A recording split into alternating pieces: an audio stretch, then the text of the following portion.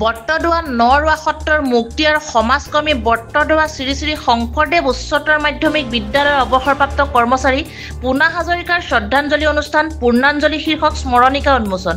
বট্টদোৱা নৰৱা সত্ৰৰ মুক্তি আৰু সমাজকৰ্মী বট্টদোৱা শ্ৰী শ্ৰী শংকৰদেৱ উচ্চতৰ মাধ্যমিক বিদ্যালয়ৰ অৱসৰপ্ৰাপ্ত কৰ্মচাৰী পুনা হাজৰিকাৰ যোৱা 18 জানুৱাৰীত নিজ বাসগৃহত বিয়োগ ঘটে।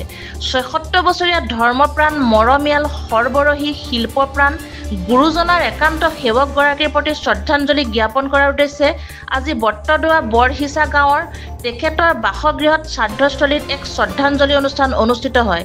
বট্টদোৱা থানৰ ভকত ক্ৰমে পদৰাম বৰা, বনমালী কলিতা, ভদ্ৰ গায়ন প্ৰদীপ গোস্বামী, বদন কলিতা, বীৰেন্দ্ৰ বৰা, বাপ গায়ন ভোগেশ্বৰ বৰা, বাপাৰাম দেউৰী, ডিম্বেশ্বৰ বৰা, সুৰেন্দ্ৰ দেউৰীকে আদি কৰি ভকত বৈষ্ণৱ, আই মাতৃৰ লগতে প্ৰয়াত হাজৰিকাৰ পত্নী চুনুপ্ৰভা হাজৰিকা, প্ৰাঞ্জল হাজৰিকা, তৈলক্য বৰুৱা, কাশ্যপ হাজৰিকাকে আদি কৰি পৰিয়াল ইষ্ট কুটুমৰ উপস্থিতিত অনুষ্ঠিত শ্ৰদ্ধাঞ্জলি অনুষ্ঠানটিত পূৰ্ণাঞ্জলি শীৰ্ষক এখন স্মৰণিকা উন্মোচন কৰা হয়।